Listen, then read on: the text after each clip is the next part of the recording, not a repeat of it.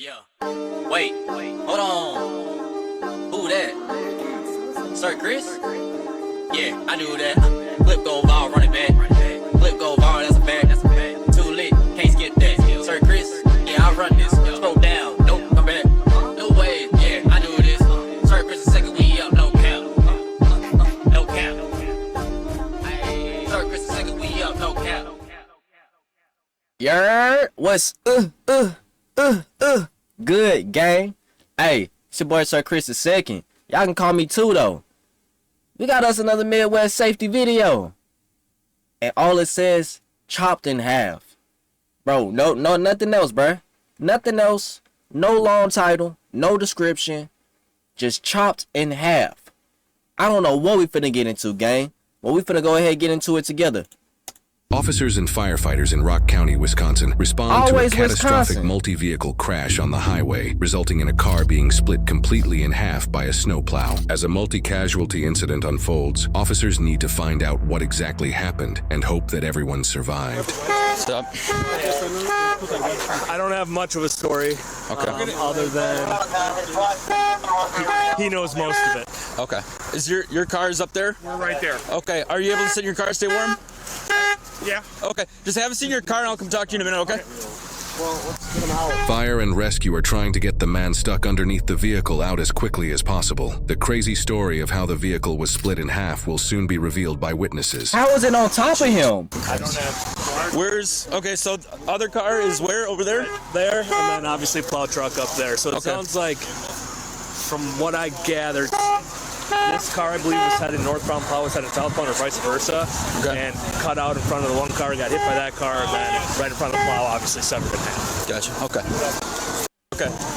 Once I get more deputies out here, I'll start figuring out what the f***'s up. Yeah. Sorry, I don't, obviously, my concern is sales. Yeah, I got you, man. I'm gonna have these people take a seat in their car. Is there airbags ejected or anything? Airbag deployment, yes. Okay, sounds good. Okay. Hi there, I'm Deputy Lights from the Sheriff's Office. You guys are in that vehicle? Yes. Okay. Just kind of based on everything's going on right now, would you guys like to just have a seat in my squad car so you can stay warm? Yeah. Okay, we'll walk you back towards mine here. So did you guys saw what happened and all that stuff originally, or? We didn't see anything until we hit it. Okay. I talked to the guy in the vehicle that pulled over. Yep. And he said that I think he was following that car, and they hit some ice, they slid, and then the plow hit them, spun it into the middle, and then we hit them coming across. Okay. While this explanation describes most of how the crash occurred, it doesn't explain how the man trapped underneath the vehicle got there. That's Through what I'm trying to say. investigation, officers will soon find out. So just because there's like a bump in the back, I'll have one of you go on one side, one of you go on the other side, okay? Yep, absolutely. And then let me know if it's warm enough in there. I can turn it up, crank the heat or something. It's not looking good, homie. No? The car's up there. Fire's trying to get him out. He's pinned under the front wheel of the car. Was he a passenger or driver? Do you know? I'm thinking he's driver. The whole car's ripped in half. How, bro? So these folks from this car over here Hold on. are in the back. How are you the driver, and after your car get ripped in half, and hold on, the way it looks like it got ripped in half, it looks like the back seat got taken off, right? The back seat gets taken off, and you end up under the passenger tire. How? Back seat of my car. Okay. Another car. I told that gentleman to have a seat in his car. I guess he saw it. Oh. Okay. And then the plow truck's in front of him. So once we get this guy out and all that shit, then we can tag team it or whatever you want to do. Yeah. Is your car unlocked? Yeah. We're just gonna check on the two. Yeah, they're in the back seat of the Charger. It should be unlocked.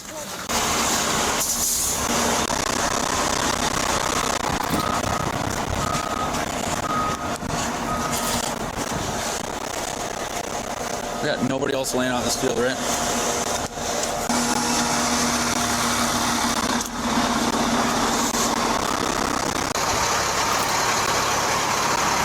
Golly, bro.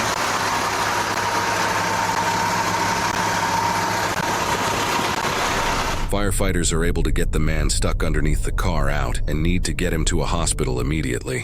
Which hospital you guys going to? UW. UW? Okay. He was northbound, both other vehicles were southbound. Okay. I'm gonna do a walkthrough of this other field, just make sure no other buddies laying out there. But let's just spread out like 25 feet apart and to go that way.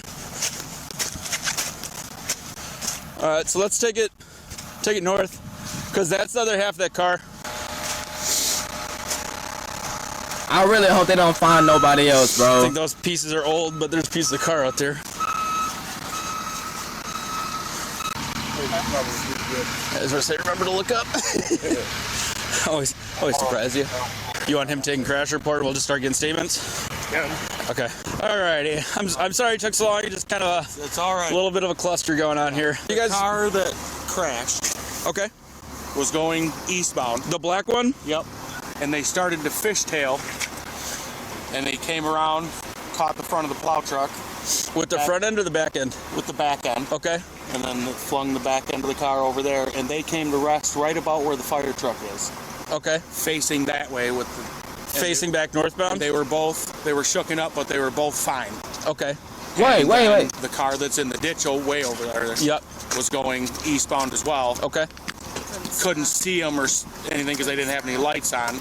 Gotcha. At the front of them, that's when the driver came out, Okay. and I was able to throw the car in reverse as that car was flying back at us because we were. Hold on.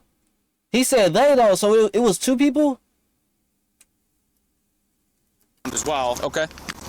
Couldn't see them or anything because they didn't have any lights on. Gotcha. At the front of them, that's when the driver came out, Okay. and I was able to throw the car in reverse as that car was flying back at us because we were right behind. We've been behind the plow since Janesville doing 31 miles an hour. Yeah. And that, The safest place normally is right behind the plow. yeah, right? that's what I said. As soon as we passed him in Janesville, it's like, well, we'll just stay behind him. Hopefully Yeah. he goes all the way to Oregon. For That's sure. where we're going. They just fishtailed right in front of the plow. They were fine until they got hit again and he came out. Gotcha. Okay. So what it sounds like happened is that black car was coming southbound around the corner, started to fishtail. The ass end clipped the front of the plow truck, spinning it around, and the back half like flew off. Right. It was in the middle of the road facing northbound. This car was still coming southbound. It didn't have any lights on it or anything like that, so they fucking clipped it. Did you figure out like what exactly happened, or did you get the whole story? I got the story from him. Okay. Dude was coming southbound, Yep. lost it. He said it looked like his rear end came out, Yep. caught the wing of the plow, and that's what ripped the vehicle apart. Yep. And then BMW came along, didn't see it, and just hit him. He was dead in the road, Yeah. and then it knocked him in. That's what I got out of the Honda too, but it sounds like the driver of the Ford was out of the vehicle when the vehicle got hit again. So that kind of explained him being probably under the tire. Okay. So, yeah, it's not ejected, but it's probably all going, holy crap, I just got in a crash. Yeah. Now that officers have the details of what happened, they need to do field sobriety testing to confirm no one was under the influence. But why was the However, when BMW the lights officer not on? returns to his vehicle to get the male and female from earlier, he's met with a surprise. Okay. Do you have anybody sitting in your car? No. Need somebody? So the two people from the BMW were sitting in my squad. Now I don't know where the they're at. These people that were in my car are in this ambulance? 12 drivers in this one. You guys have the folks from the BMW? We do, yeah. Okay. We were just finishing up with them. So you guys were headed home, I'm assuming? Yeah, okay. Where are you guys coming from tonight? Musket Lounge on Monona Drive. Is that like a bar or something like that? Okay. Did you have any drinks or anything? She was drinking pretty good. I had a couple drinks and then I had 2 or 3 Diet Cokes at the end of the night. So. Okay. What do you typically drink, or what did you drink tonight? I had half a PBR, or like a third of a PBR. Okay. Why are you laughing? I've been down it. But I had like 1.5, like 5% alcohol beers. Okay. Do you feel like you're under the influence or anything at this time, or anything like that? Okay. Just kind of based on what's going on tonight, I'm going to ask that you do standard field sobriety testing, and as long as you're good to go, you're good to go home tonight. Okay. So if you guys are good, I'll have you step out, and then we'll go through that process real quick, and then we'll get you on your way. It looks like it's Trying to nighttime, get this bro. with you as fast as possible here. Hold on. It looked like it's nighttime. Why are you driving with your lights off? on a back road. That's what it. Come Rain's on. coming this way. I'll have you face this way. Face this way. Okay. Yeah, so the rain's not hitting you in the face, okay? Yep. Do you have any kind of like knives on you or anything like that? Nope. All right. So first part is an eye exam. Just look at the tip of my finger, okay? And following with your eyes and your eyes only. Yep. Remember keeping your head still.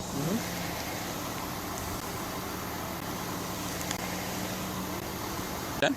All right, so you can relax for a sec. Okay, so this next one's just a walking test, okay? Do you have anything going on with your ankles, knees, hips, injuries from the crash, or anything that would prohibit you from taking 9 steps heel to toe in a straight line? No. Okay. You're going to take 9 heel to toe steps in a straight line, and then 9 heel to toe steps on the way back, counting your steps out loud. So 9 forward, 9 back. Yep. All right, you may begin when you're ready. And I count them on as I go? Yep, count them, looking at the tips of your toes. Okay. 1, 2, 3, 4, 5, 6, 7, 8, 9. Start with the left again. Yep. 1, 2, 3, 4, 5, 6, 7, 8, 9. So the next one's going to be a balance test. Okay, so that's going to be raising 1 foot of your choosing for a duration of time. You're going to count 1001, 1002, 1003, and so on until you're told to stop. When Sergeant Shower tells you to begin, you may begin the test. Go ahead and begin. Okay. 1, 2, 3, 1001. 4, 5, 28, 29, And you can 30. stop. Okay.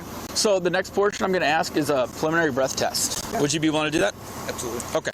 Now this is going to be like blowing a balloon.